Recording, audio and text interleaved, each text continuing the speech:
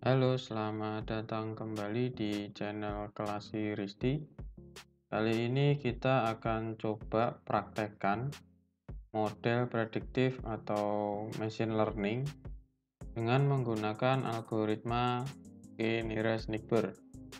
Sedangkan data yang kita gunakan nanti adalah dataset wine quality. Jadi dataset ini sudah ada di library scikit-learn. Kita langsung saja. Di sini sudah saya siapkan. Jadi yang pertama adalah library yang dibutuhkan. Jadi library yang kita butuhkan pertama kali Pandas ya. Pandas ini nanti kita butuh data frame-nya ya. Untuk menampilkan data supaya mudah dibaca. Kemudian kita juga butuh mungkin kita butuh seaborn ya. Jadi seaborn ini dia sifatnya opsional ya. Jadi kita pakai atau enggak juga belum tahu ya. Kemudian yang jelas ada NumPy ya. Kita juga butuh NumPy. NumPy nanti kita butuh untuk menggabungkan array ya. Jadi menggabungkan beberapa array menjadi satu array atau satu data. Nah, kemudian kita juga butuh yang namanya ini ya, scikit-learn ya. Nah, scikit-learn ini nanti yang kita gunakan nanti datasetnya ini ya. Jadi dalam scikit-learn itu sebenarnya ada macam-macam ya teman-teman. Jadi ada dataset, kemudian ada algoritma machine learningnya ya, atau algoritma model prediktifnya. Nah, ini yang kita ambil di sini pertama datasetnya. Kita butuh dataset wine. Jadi kita butuh dataset wine di sini ya. Kemudian di sini ada neighbor. Nah, neighbor ini KNN-nya ya. Jadi KNN-nya kita ngambil dari si scikit-learn. Nah, selain itu dari si scikit-learn kita juga ngambil yang namanya train test split. Nah, train test split ini digunakan untuk menyeplit data menjadi data training dan data testing. Ya. Nah, kemudian kita juga membutuhkan nanti dari scikit-learn itu ada matrix ya. Nah, matrix ini yang kita gunakan ada dua macam, yaitu ada classification report dan confusion metric ya. Nah, ini seperti di video sebelumnya, nanti silahkan teman-teman lihat link videonya di sini ya, di pojok kanan atas di sini biasanya nanti muncul. Jadi mengenai confusion metric. Oke, jadi ini yang pertama ya. Sel yang pertama ini kita eksekusi dulu di sini. Kebetulan sudah pernah saya eksekusi, oke. Sudah ya. Oke, sudah. Nah, kemudian kita load datanya ya. Kita load datanya di sini. Ya. Kita load datanya, kita kasih nama variabel namanya wine. Kita load dataset wine. Ya. Kemudian kalau kita panggil isi dari dataset wine itu seperti ini teman-teman ya. Seperti ini. Jadi, bentar. Oke. Jadi si wine ini, dataset wine ini bentuknya seperti array ya. Bukan array ya, dictionary. Nah, di dalam dictionary itu ada yang namanya key-nya itu data. Ya, key-nya itu ada key data. Key data itu tipenya dia array ya. Kemudian ada key lagi target. Nah, ini. Jadi ini datanya. Jadi data ini maksudnya adalah data dari fitur pertama, kedua, dan ketiga, dan seterusnya. Kemudian di sini ada target, itu ada labelnya ya teman-teman. Bentuknya sama ya, array juga. Nah, kemudian karena di sini targetnya itu berupa angka ya, 0, 1, 2, dan seterusnya, maka di sini biasanya ada namanya ya. Jadi 0 ini apa, 1 ini apa, 2 ini apa. 0 itu dia diwakili dengan kelas 0, 1 diwakili dengan kelas 1, dan 2 diwakili dengan kelas 2. Nah, dan di sini juga ada deskripsinya juga teman-teman ya. Jadi deskripsinya bentuknya seperti ini. Nah, karena di sini modelnya masih dictionary ya teman-teman ya. cara membacanya pun bingung ya. Nah, di sini ada oke, ini di sini ada ini nih ya, apa lupa tadi. Feature name. Nah, jadi nama kolomnya apa ya. Nah, di sini kalau kita lihat dari array data ya, kembali ke atas array data, di sini kan ada baris pertama ya atau list pertama. Dalam list pertama ini ada data pertama. Nah, dia mewakili apa? Oh, dia mewakili ini ya, yang ada di feature name ya, alkohol. Kemudian kolom berikutnya ada malic acid dan seterusnya. Nah, ini kan susah dibaca ya teman-teman kalau modelnya seperti ini. Nah, kita bisa bikin ke dalam bentuk data frame. Ini saya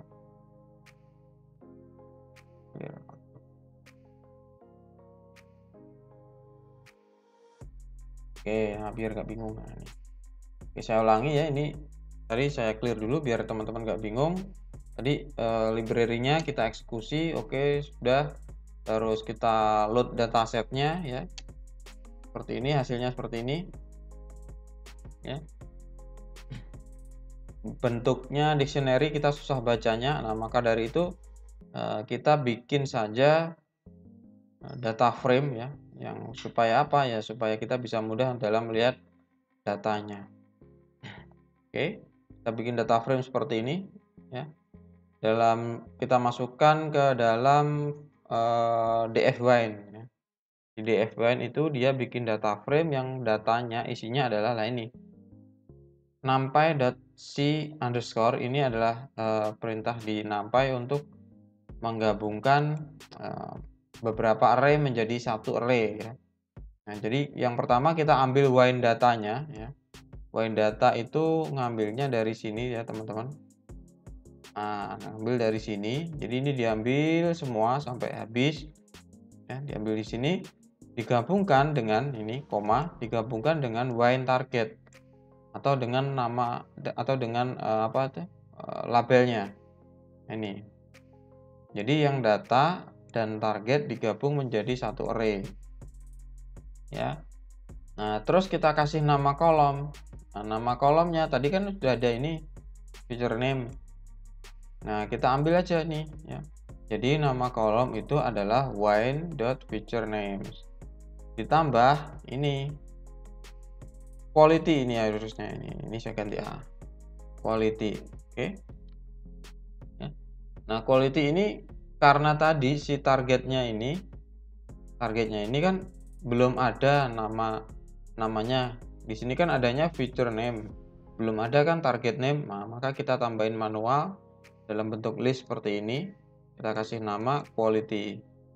Kemudian kita panggil si data frame-nya. Kita coba eksekusi.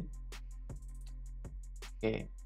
Nah, jadi kalau seperti ini menjadi lebih mudah dibaca ya teman-teman. Jadi dari kolom pertama atau fitur pertama ada alkohol, kemudian ada malic acid, ash, dan seterusnya sampai di sini. Yang terakhir adalah quality-nya ya. Quality-nya berupa angka 0, 2 dan 1 tadi ya. Nah, sebenarnya dalam pemodelan machine learning atau pemodelan model prediktif, setelah kita dapat datanya itu tidak kita semerta-merta langsung diterapkan ke algoritmanya ya teman-teman ya. Jadi biasanya kita lakukan preprocessing dulu ya.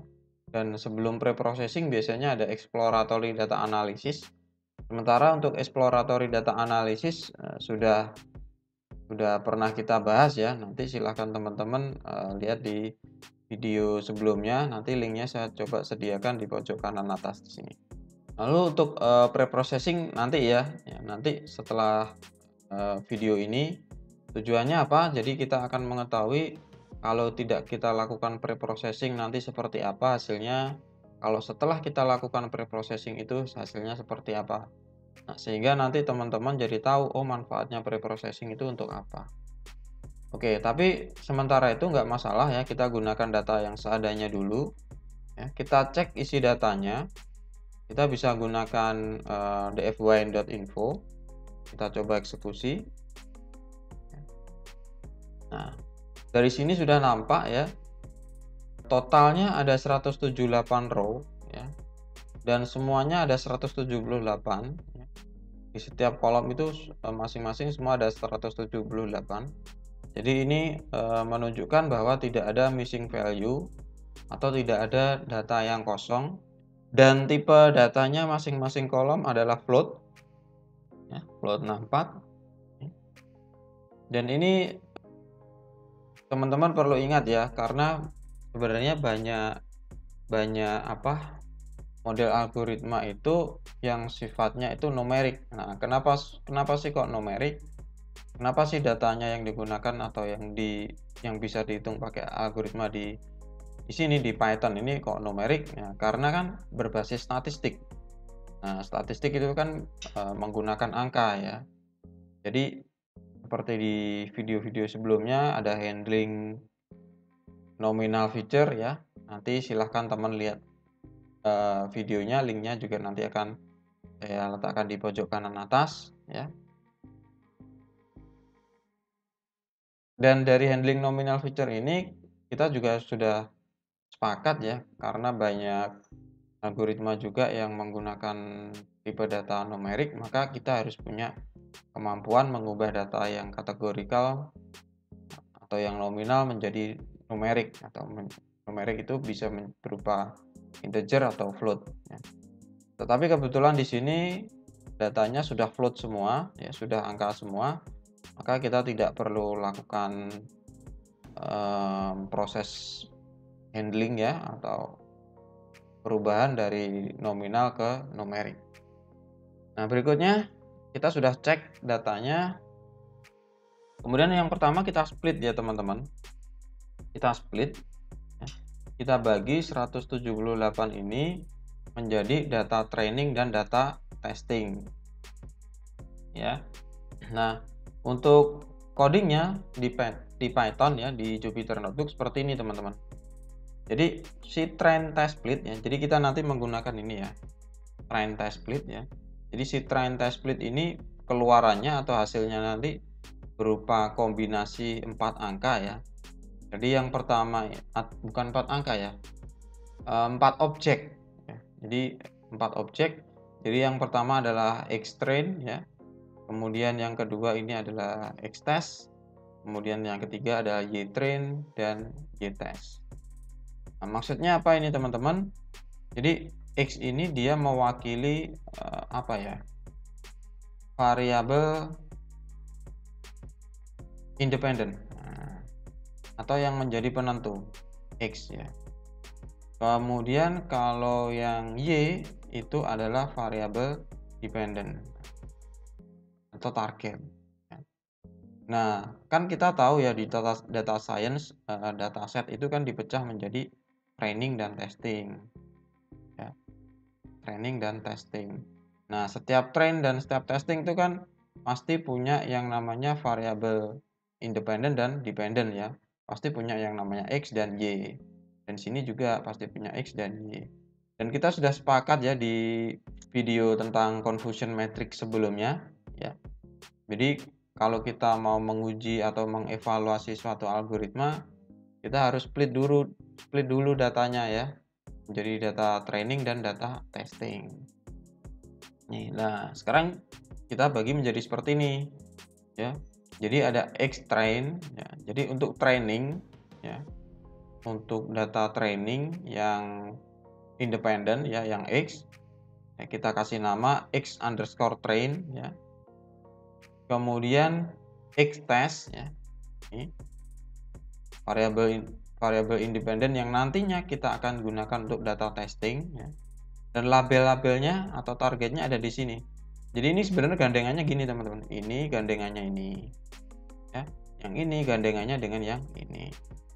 Jadi setiap x pasti punya train dan test ya. Punya x dan setiap train punya x dan y. Sorry ya. Setiap train punya x dan y. Baik testing maupun training ya. Jadi kita bagi menjadi ini, dan apakah namanya harus seperti ini? Tidak teman-teman ya. Teman-teman bisa ganti namanya di sini A, B, C, D, itu boleh ya. Cuman di sini sudah menjadi kesepakatan ya. sudah menjadi kesepakatan bahwa nama-nama variabel ini ya, secara internasional kita pakai nama variabel seperti ini ya. Kenapa kok kita sepakatnya seperti itu ya? Supaya ketika kita membuat coding seperti ini atau seperti totalnya keseluruhan ini, kita jadi tahu oh variabel ini digunakan untuk menampung apa, variabel ini digunakan untuk menampung apa. Jadi sudah global ya. Sehingga memudahkan kita untuk memahami coding tersebut. Oke, kita lanjut. Di sini kita sudah siapkan 4 variabel ya. Karena si train test split ini dia akan menghasilkan 4 objek. Ya. Nah, setiap objek yang pertama, kedua, dan ketiga nanti secara otomatis masuk ke sini. Yang pertama masuk ke sini, yang kedua masuk ke sini, yang ketiga masuk ke sini, yang keempat masuk ke sini, dan seterusnya. Manfaat ya, gitu. Oke, nah berikutnya di sini train test split. Nah, parameternya apa saja? Minimal parameternya yang pertama di sini adalah data. Ya, data. Oh ya, di sini untuk train test split dia isinya ini ya. Kalau tadi kan di atas kan kita bikin data frame ya. Yang kita panggil di sini ini bukan data frame-nya, tapi adalah bentuk array-nya. Ya, bentuk array-nya. Nah, bentuk array tadi kan sudah ada di ketika kita load dataset ya, wine.data. Nah, kita panggil wine.datanya seperti ini. Koma kemudian diikuti dengan targetnya. Ya, diikuti dengan labelnya. Jadi seluruh data independen kita panggil dan data yang dependent kita juga panggil. Urutannya seperti ini. Kemudian di sini ada yang namanya test size, teman-teman ya. Test size ini kembali lagi ini adalah besaran dari data testing. Ya. Nah, 0,2 ini maksudnya adalah 20% dari keseluruhan data itu digunakan untuk testing. Ya. Kalau misalkan di sini ada 0,8 ya berarti 80%-nya digunakan untuk testing. Gitu. Ya. Oke. Berikutnya di sini ada yang namanya stratify ya. Nah, teman-teman pasti masih ingat ya namanya stratify di metode sampling ya. Jadi ini satu video ini kaitannya dengan beberapa video sebelumnya ya. Jadi silahkan teman-teman nanti cek ya videonya di linknya saya taruh di pojok kanan atas. Nanti silahkan teman-teman cek. Nah, si stratify-nya ini yang kita gunakan untuk penstrataan apa? Yang kita gunakan penstrataan adalah si targetnya, when targetnya. Jadi supaya bisa terbagi merata berdasarkan targetnya. Ya kan? Nah, kemudian di sini ada yang namanya random state. Nah, yang namanya sampling biasanya kan yang paling sering digunakan itu adalah random. Nah, biar randomnya nggak terlalu biar teratur ya, kita kasih random state atau ibaratnya di sini adalah key-nya ya. Jadi key-nya, jadi random state-nya kita kasih 1. Apakah harus 1? Tidak, teman-teman ya. Jadi teman-teman bisa tentukan angka berapapun, 100 boleh, ya 10 boleh, 33, 11 juga boleh, dan seterusnya. Jadi ini tidak baku. Nah, kenapa kok kita pakai random state? Ya, supaya ketika nanti kita ambil sampling lagi untuk di split, ya, randomnya ini baku ya. Kalau tadi kita setting di 1, maka begitu di train test split ya yang diambil secara random juga tetap sama ya. Akan berbeda jika nanti tidak pakai random state ya. Jadi eksekusi yang pertama diambil data baris pertama, nanti kemudian kalau eksekusi yang kedua nanti bisa berubah data yang diambil ada baris ke-50 misalkan randomnya. Jadi kita tidak ingin random sampling ya yang seperti itu ya, yang berubah-ubah karena nanti pasti akan mempengaruhi yang namanya kinerja model. Oke. Jadi ini tadi adalah penjelasan dari ini ya, train test split ya, dari train test split. Nah, sekarang kita coba eksekusi ya. Kita coba eksekusi. Di sini sudah saya sudah saya ini ya, sudah saya siapkan juga untuk memanggil contoh dari hasil dari splittingnya untuk data trainingnya. Kita coba untuk eksekusi. Oke.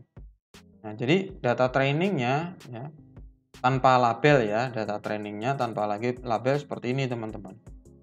Nah, kalau kita kepengen lihat labelnya ya kita ganti aja di sini Y, labelnya untuk data training. Nah, misalkan seperti ini. Oke. Nah, ya kan? Oh, di 20 ini. Jadi data training data independennya tadi yang di extract, data dependennya ada di YTrain ya. Yang testing modelnya nanti juga sama ya. Nah, sebagai bukti ini ya random state ya. Sebagai bukti random state ini mengunci bilangan acaknya, nah, kita coba eksekusi ulang ya. Harusnya di sini nggak berubah ya. Oh, tidak berubah teman-teman. Push. Tidak berubah. Ya kan? Oke, itu tadi adalah penjelasan dari si ini ya, dari splitting. Nah, berikutnya adalah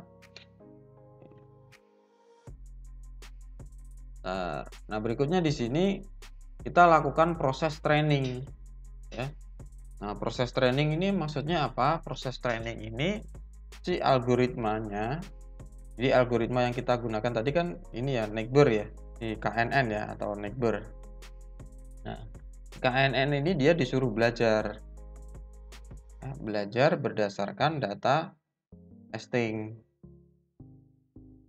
Dia disuruh belajar. Nah, ini codingnya seperti ini teman-teman ya.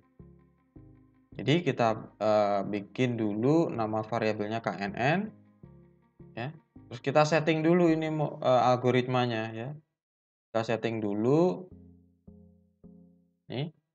Kita setting dulu KNN itu adalah neighbor.keyNeighbors classifier. Nah, kemudian di sini ada sebenarnya parameternya nggak cuma ini teman-teman ya.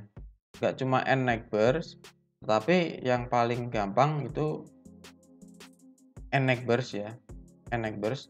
Nah, teman-teman kalau kepengen melihat sebenarnya parameter di KNN ini atau key-neighbor classifier itu ada apa saja, kita bisa gunakan ini teman-teman.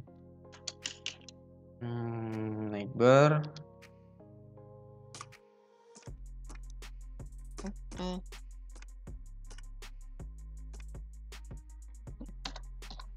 kita pakai help seperti ini. Nah, maka muncul ini teman-teman ya. Jadi sebenarnya parameternya ada n neighbor, banyaknya tetangga. Kemudian kalau teman-teman sudah belajar teorinya itu kan ada nilai kedekatan dan bobot. Nah, di sini bobotnya sudah ada settingannya, pakai yang uniform atau pakai yang apa ya. Kemudian algoritmanya auto, kemudian syslife-nya, leaf size-nya ada 30, p-nya 2 dan seterusnya. Jadi ada banyak macamnya teman-teman. Dan di sini juga ada penjelasannya. Jadi n neighbors itu banyaknya tetangga ya yang digunakan secara default ya. Nih, kemudian di sini ada pembobotannya, weight-nya pakai uniform ya atau pakai menggunakan rumus jarak atau menggunakan label dan seterusnya. Algoritmanya pun juga macam-macam ya teman-teman, ada yang auto, ada yang bool tree, KD tree, brute dan seterusnya. Jadi ini kita panggil aja help-nya, nama fungsinya apa, kemudian diikuti dengan tanda tanya. Nah, kita kembali lagi ke sini.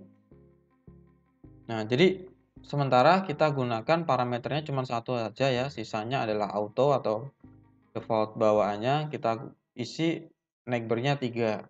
Nah, neighbors 3 itu maksudnya apa ya? Nah, kemarin di teori itu kan sudah pernah dijelaskan juga. Misalkan kita punya dataset, bentar. Oke, misalkan kita kan punya suatu data ya, kalau kita bikin diagram Kartesius, datanya kan nyebar ke sini, misalkan sini 1, 2, 3, 4, 5, 6, misalkan sini. Nah, tujuannya KNN di sini ada kan dia mencari tetangga terdekat. Nah, misalkan ada data baru, ya, ada data baru, misalkan saya kasih di sini yang biru ya, saya gunakan biru. Data barunya di mana? Oh, ternyata data baru koordinatnya di sini. Ya, ternyata data baru koordinatnya di sini. Nah, sekarang tindakan atau perlakuan yang harus diambil untuk si biru ini itu berdasarkan tetangga terdekat yang mana. Nah, ini perlu dibatasi teman-teman ya. Jadi kita tidak perlu menghitung semuanya. Jadi kalau di Python ini kita tidak perlu menghitung keseluruhan jarak dengan si biru ini ya. Tapi kita cukup batasi saja. Jadi kita kayak bikin boundary ya. Jadi kita batasi, oh saya batasi tetangga terdekatnya ada misalkan yang ada di sini. Ya. Jadi oh ada 4. Jadi nanti si yang biru ini dia akan menghitung kedekatannya dengan 4 data yang ada di ini, di boundary ini ya. Jadi tidak dihitung semua. Nah, baru misalkan oh ketemu data terdekatnya misalkan di sini. Ya paling dekat dengan ini. Nah, maka di sini solusi yang digunakan untuk si biru dia ambil punyanya yang merah yang dekat sini. Gitu. Nah, jadi fungsinya dari n-neighbors itu gitu ya. Jadi kalau di sini ditetapkan 3, oh berarti kita boundary-nya ya sejumlah 3, jadi mungkin sampai cuman segini ya. Nih. Itu ya, paham ya teman-teman. Nah, kemudian berikutnya di sini ada ini ya. Jadi di sini kita istilahnya yang baris kedua ini kita setting algoritmanya. Nah, setting algoritmanya ya. Kemudian baru yang keempat di sini ya, keempat ini kita fit. Kita fit ini adalah eksekusi untuk training. Eksekusi training. Ya. Kita fit. Nah, kita panggil modelnya ini KNN. KNN itu kan manggilnya dari sini ya. Nah, dari sini kita panggil dot fit. Ya. Kita tambahin dot fit, titik fit. Yang mau kita fit, yang mau kita eksekusi datanya yang mana? Yang data training kan ya. Jadi si KNN-nya ini disuruh belajar menggunakan data training ya. Sini berarti proses fit. Nah, fit. Jadi suruh belajar. Yang data training yang mana saja? Oh, datanya ini Xtrain ya. Kemudian labelnya untuk training ada di mana? Oh, ada di YTrain. Xtrain dan YTrain tadi ngambilnya dari sini. Ini YTrain ngambilnya dari sini. Ya, Xtrain juga tadi ngambilnya dari atas ini tadi. Tuh. Oke, nah setelah itu kita eksekusi, kemudian kita coba panggil dari model fittingnya ini ya, KNN model fittingnya kita panggil lagi di sini. Nah, oke, nah, coba saya eksekusi ya.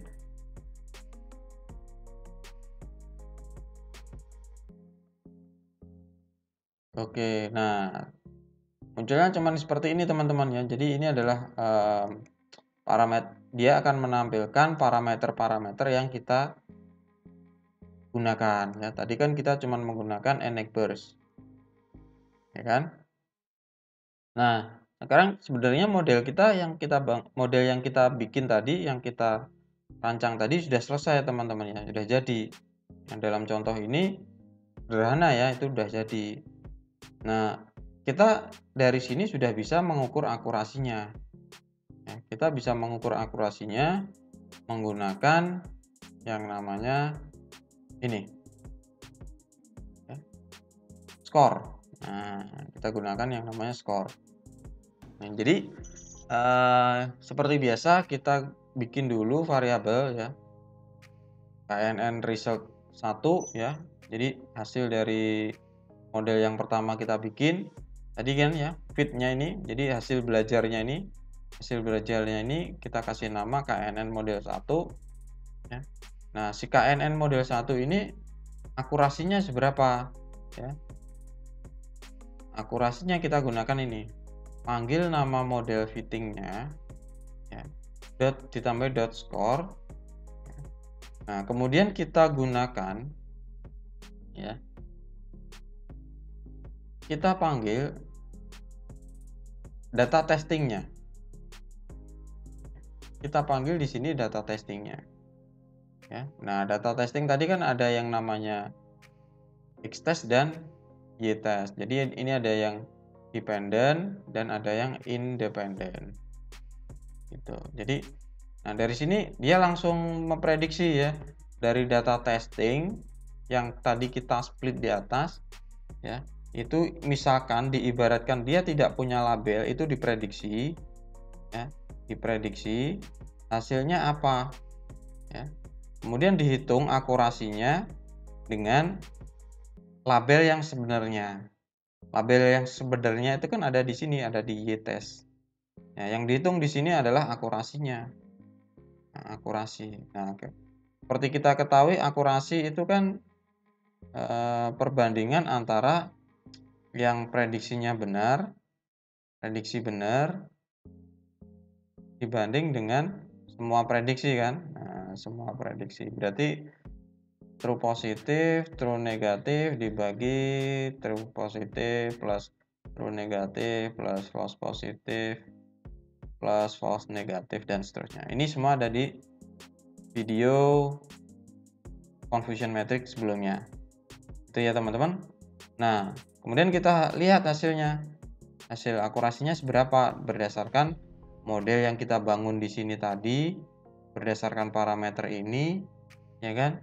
Datanya ini, oh ternyata dia setelah digunakan untuk memprediksi hasilnya adalah akurasinya 0,6 ya 0,6.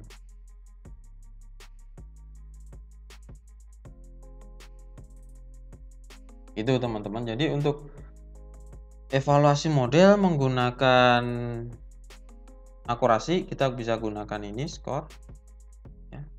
Nah kalau kita misalkan kurang puas, oh saya kepengen ngelihat nilai evaluasi model confusion matrix yang lain seperti precision, recall dan seterusnya. Nah kita bisa gunakan yang ini teman-teman. Jadi detail report ya kita gunakan yang namanya predict. Nah, kalau ini kan cuma skor.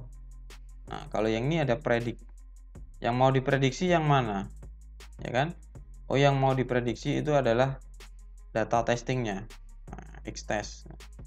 Jadi kita bikin seperti ini teman-teman ya. Kita bikin dua variabel ya. Fungsinya apa ya?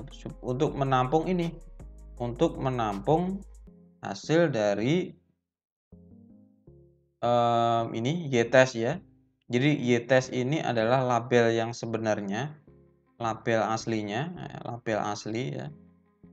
Kita tampung di sini ya. Sebenarnya nggak perlu Y-true sama Y-test ini bisa ya teman-teman.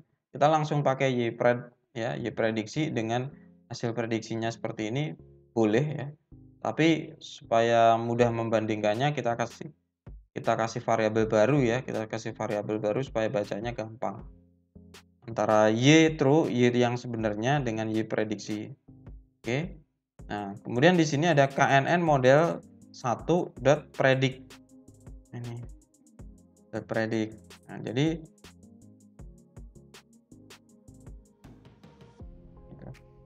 kita panggil ini .predict, yang mau kita prediksikan apa ya, data testingnya ya, data testingnya ya kita cukup masukkan X-testnya aja, Y-testnya nggak perlu ya.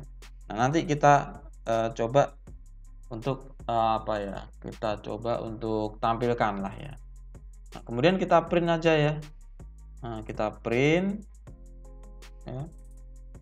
Kita print classification reportnya berdasarkan label aslinya dibandingkan dengan label hasil prediksi.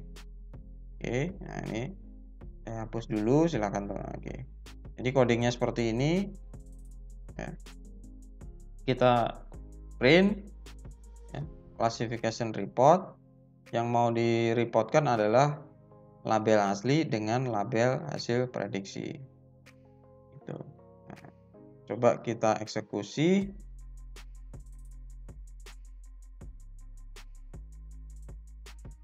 Nah, jadi bisa muncul detail report seperti ini, teman-teman.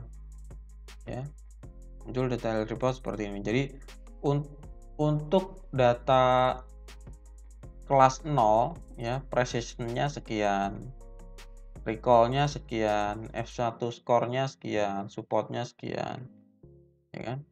Untuk kelas 1 precision sekian, recall sekian, dan seterusnya. Nah, total keseluruhan akurasinya adalah 0,67 ya, 0,67. Hampir mirip ya dengan yang di sini ya, ini kan dibulatkan ya. Nah, kalau kepengen lebih detail lagi, itu kita bisa ngelihat di confusion metric-nya ya. Kalau kita kepengen bentuknya confusion metric ya, kita bikin confusion metric ya, kita panggil ini teman-teman ya, confusion metric. Yang mau kita masukkan ke confusion metric adalah label yang asli atau y-true dan label hasil prediksi. Kalau kita eksekusi, munculnya seperti ini. Jadi ada metrik baru ya, sebanyak ini jumlahnya label. Oke. Nah, ini kan berarti yang di sini kan 0. Ini 0, ini 1, 2. Ini label 0, label 1, label 2. Nah, dari sini kan ketahuan ya. Yang aslinya labelnya 0 diprediksi secara benar ke 0 ada 11. Yang aslinya 0 diprediksi secara salah ke 1 itu ada 1. Tapi 0 tidak pernah diprediksi ke 2. Jadi nggak pernah salah prediksi ke sini. Nah, berarti yang hasil prediksinya benar kan yang ini, yang diagonal yang ini ya. Yang sini tuh.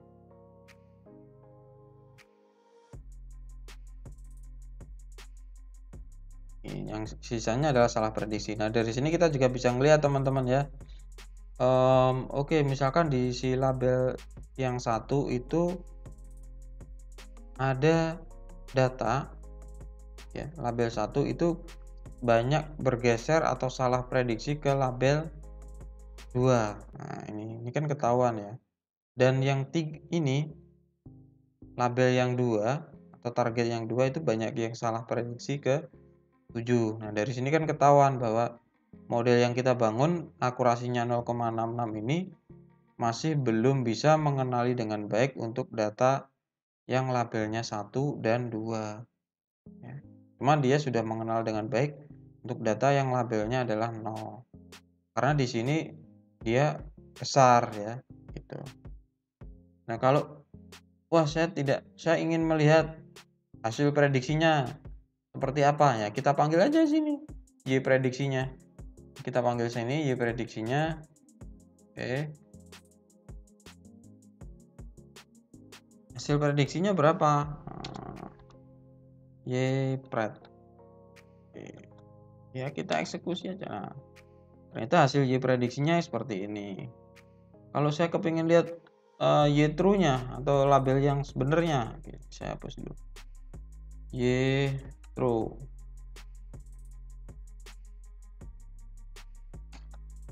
Kan ketahuan ya di sini. Nah, kan. Nah, jumlah dimensi matriksnya atau dimensi array-nya sama. Oh, yang aslinya 1 dia diprediksi jadi 2. Aslinya 1 diprediksi jadi 2 dan seterusnya. Nah, dari sini ketahuan teman-teman. Nah, apakah dengan bisa menggunakan algoritma KNN seperti ini kita sudah dikatakan sebagai seorang data scientist? Enggak ya, teman-teman. Jadi kalau kita lihat di sini tadi, misalkan ketika kita membuat atau proses setting algoritmanya. Di sini kan kita cuma memasukkan ini ya, parameter n neighbor-nya 3. Itu pun kita cuma menggunakan satu parameter. Nah, sekarang kita coba deh, kita coba bikin model yang lain ya. Nanti kita coba perbandingkan ya. Kita coba bandingkan, kita coba bikin KNN2 misalkan seperti ini ya. Itu adalah neighbors classifier. Kita coba rubah dengan neighbors-nya itu, misalkan neighbors-nya kita kasih 5. Kemudian kita bikin KNN model 2.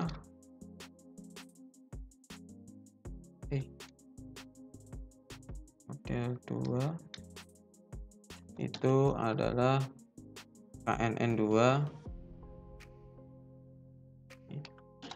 .fit. Nah, kita panggil xtrain dan ytrain-nya.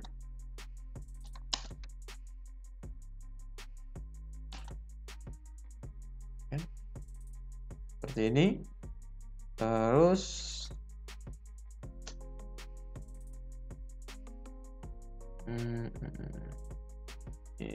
langsung kita panggil akurasinya saja ya.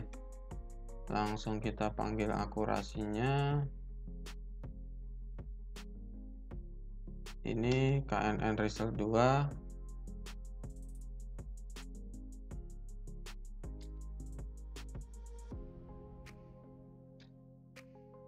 Sama dengan KNN model.score. KNN model 2.score. Karena belum dieksekusi ya.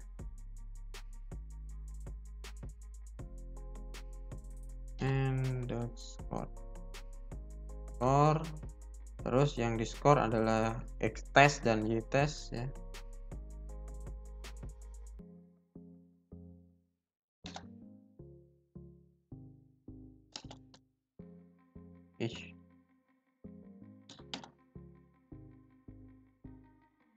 Kemudian kita panggil saja KNN result 2 untuk akurasi model yang kedua.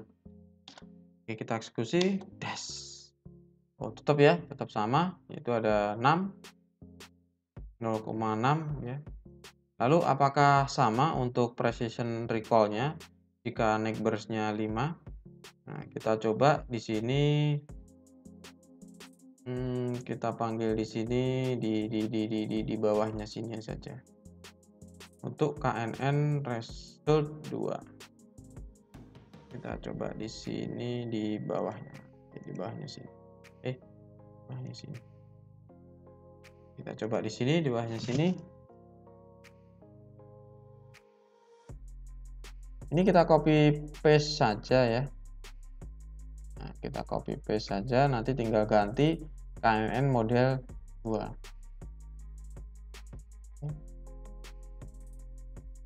Ganti KNN model 2. Kita lihat apakah precision recall-nya juga tetap sama. Oke, masih sama ya teman-teman. Nah, sekarang kita coba rubah neighbors-nya misalkan kita gunakan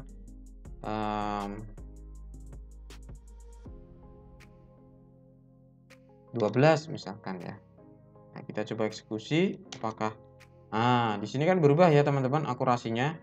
Itu ada 0,63. Kemudian kita lihat si detail report-nya untuk model 2 yang ada di bawah ini ya. Nah, di sini ada sedikit perubahan ya. Jadi di precision-nya label 1 yang sebelumnya untuk neighbor-nya 3 itu 0,6 ya. Kalau yang neighbor-nya 12 itu 0,58 ya. Dan ada banyak perubahan di sini ya. Ini ada sedikit ini ya.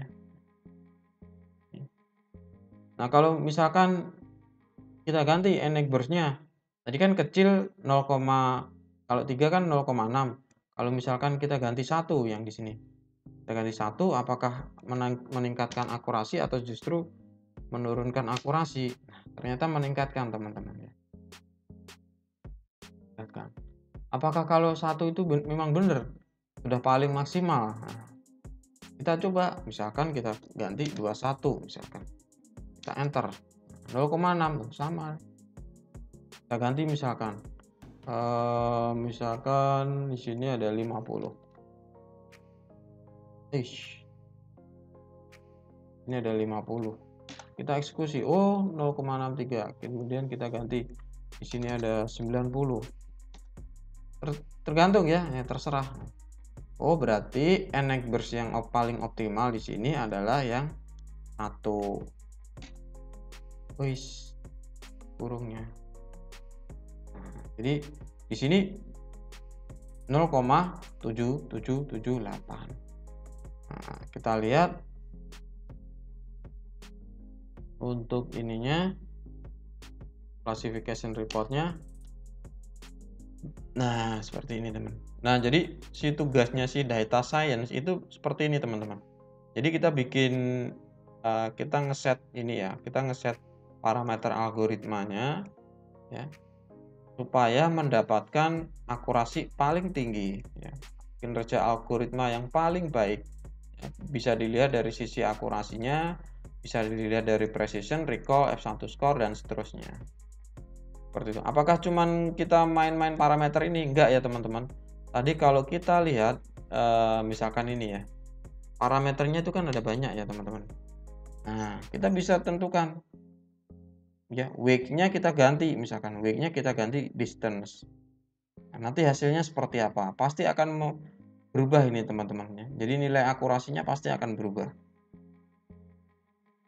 Itu. Kemudian nanti kita menggunakan algoritmanya. Algoritmanya di sini apakah auto, bool tree atau KD3 atau brute. Misalkan kalau kita rubah menjadi brute, nah pasti di sini nanti akan berubah.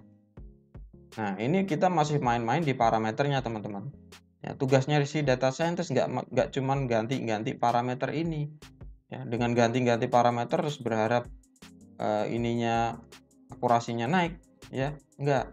Tapi kita juga bisa ya, bermain-main dengan datanya. Nah, kalau kita lihat dari datanya ini kan ya, seperti ini ya kan. Malic acid itu skor angkanya 1,2, ya. Jadi nggak sampai 10 ya, nggak sampai 5 malahan ya. Nah, ternyata di sini si magnesium ada ratusan. Nah, seperti ini kan perlu kita lakukan pre-processing ya. Jadi kita perlu jadi supaya angkanya ini seragam. Rentangnya itu nggak jauh-jauh amat. Kalau seperti ini kan kita bisa mengasumsikan bahwa si magnesium ini dia bobotnya sangat besar. Nah, sementara tadi kan kita menggunakan wake-nya pakai uniform. Ya, uniform wake ini, pembobotan uniform ini, setiap poin ya, all point in each neighborhood itu dibobotkan secara sama. Kalau dibobotkan secara sama berarti misalkan dikasih bobot 1. Nah, berarti ini tambah 1 sama ini tambah 1 ya tetap besar yang ini ya kan. Tetap besar yang magnesium ya. Jadi ini kayaknya nggak adil ya. Makanya kita harus setarakan nilainya, kita seragamkan nilainya. Nah, menyeragamkan nilai dan seterusnya itu ada di reprocessing teman-teman. Nah, dasar materinya juga ada di video-video yang mungkin pernah dijelaskan sebelumnya. Jadi seperti itu teman-teman gambaran tentang bagaimana kita membuat model prediktif atau membuat model machine learning ya. Di sini kasusnya adalah menggunakan algoritma KNN dengan data when quality. Nah, silahkan teman-teman jika Anda menyukai video ini, silahkan teman-teman like. Jangan lupa teman-teman share ya supaya banyak teman-teman yang lain yang bisa belajar bareng cara gratis bersama kita. Dan jangan lupa teman-teman klik subscribe ya, karena subscribe Anda ini bisa memotivasi kami supaya lebih bersemangat lagi untuk membuat video atau materi pembelajaran yang lainnya. Terima kasih, ketemu lagi di video selanjutnya. Tetap semangat, tetap produktif.